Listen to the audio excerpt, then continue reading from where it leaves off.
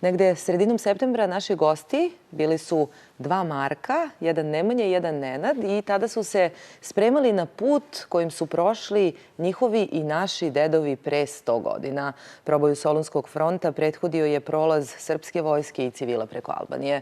Ova 4 sjajna momka, alpinisti i entuzijasti su ovog jutra ponovo sa nama. Najpre dobrodošli i hvala vam što se ponovo vidimo.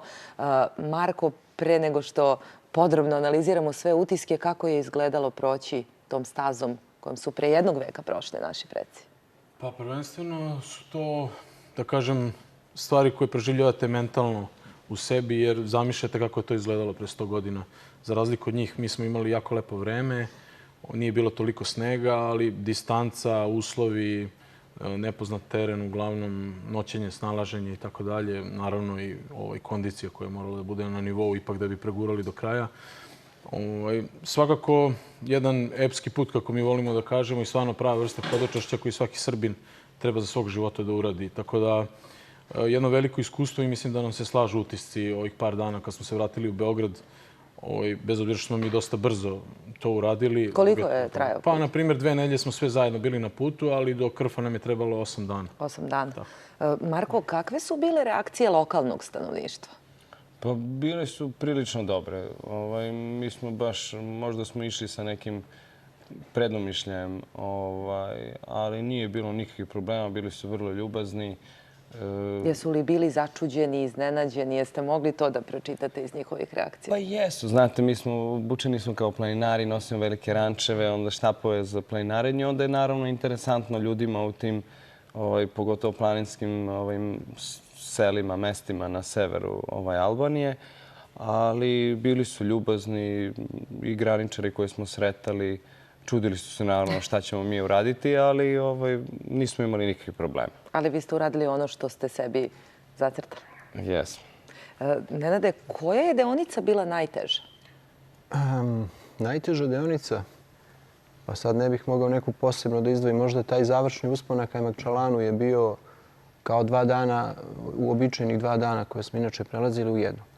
To je bilo i zbog toga što je imali smo najveći uspon. Znači, izašli smo na 2521 metara nadmorske visine, tako da je taj dan otprilike bio najteži. Iako nije spada u samu onu trasu kojom su se povlačili, to je bilo više u spomen njihovog povratka. Ali, pošto smo mi odradili to, svakako je ušlo u nekakvu kontekst ekspedicije i taj dan bi fizički bio najteži. Ostalo onako nije tako nešto bilo teško. Evo vidimo po vašim tenovima, odnosno po toj preplanulosti, kakvo vas je vreme služilo. Nemanja, šta je bio najveći izazov na ovom putu? Najveći izazov možda, s obzirom na uslove kakve smo imali smo odlično vreme. Dakle, da je bio sneg, sve bi ovo izgledalo daleko drugačije. Možda najveći u ovim savremenim uslovima, najveći izazov za nas bio taj asfalt, jer smo jako puno pešačili po asfaltu. U nekim delovima put je bio veoma frekventan sa puno saobraćaja, tako da s te strane za nogu koja je umorna to nije, i za žuljeve koje smo imali to nije prijatno. To je možda bilo najteže. Pa da kažem, ako je to bilo teško. Marko, poznajemo vas kao alpiniste i entuzijaste. Koliko vam je to ekstremno u vama zapravo pomoglo da ovaj put dovršite? Mislim, ekstremno. To je samo stvar iskustva i toga da se vi osjećate u tom trenutku komfortno, za razliku od ljudi koji nisu na to navikli. Znači da noćite u nekim katunima, nepoznatim mestima, bukvalno imali smo noćenje na groblju, imali smo porti crkve, znači sve to nama jednostavno normalno donekle. Možemo posle tog dugog pešačenja od 8 do 10 sati dnevno da sebi pripremimo klopu, stavimo šator, sve što treba. Za vas je to potpuno svakodnevni život. Da, mislim, navikli smo, stvarno puno vremena provodimo u prirodi.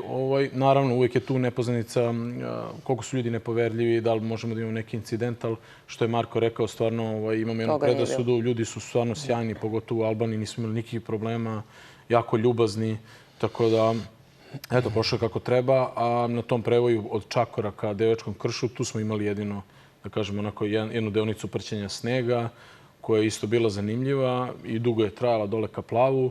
I to je to. Uglavnom, sad kad smo se odmorili, ne deluje nam uopšte ništa strašno. Nije strašno. Sve što je trebalo da bude, to je to. Evo, Marko, rekao si reakcije lokalnog stanovništva pozitivne. Kakve su reakcije porodice, prijatelja? Pa mislim da je svima odahnulo da smo se vratili i da je sve prošlo bez problema i interesovali su se naravno na tokom puta. Ipak živimo u 21. veku. Imali smo internet u određenim mestima da se javimo, stigli smo tu i tu, sve je u redu, prešli smo granicu i tako dalje. Tako da mislim da im je drago svima i što kaže, barem na tom našem lokalnom nivou, lepo je da su se oni zainteresovani malo, da su inspirisani ovim našim skromnim poduhvatom, tako da... A vi ste svakako bili inspirisani. Nenade, neka zajednička poruka koja vas sve ujedinjuje nakon ovog puta, kako bi mogla da glasi? Nešto zajedničko što bi mi mogli da poručimo. Pa pre svega odali smo poštu našim precima. To je bio cilj i najvažnija stvar koju smo htjeli da uradimo. A druga stvar je da sve naše savremenike podsjetimo na taj događaj koji nam je izuzetno značajan. Bar tako mi mislimo. I ovo je jedan od načina da se ne zaboravi. Tako, jedan od načina i to ja mislim jedan od možda najboljih načina da hodati njihovim stopama. To je ono suština što je trebalo da bude. Nemanja, evo za kraj, imate li neke planove za 2016. možda neku sličnu misiju, sličan poduhvat? Ste li pričali o tome? Jesmo, razgovarali smo dosta o tome na samom putu. S obzirom da je bilo 3 dominantna povlačenja srpske vojske preko Albanije, nama je ideja da prođemo sva 3, verovatno na različite načine. Neka ideja da verovatno sljedeći put idemo biciklom, s obzirom da su uslovi takvi kakvi jesu danas. Da kažem, primerenije je to sada proći biciklom. I to je ono što mi planiramo za sljedeću godinu.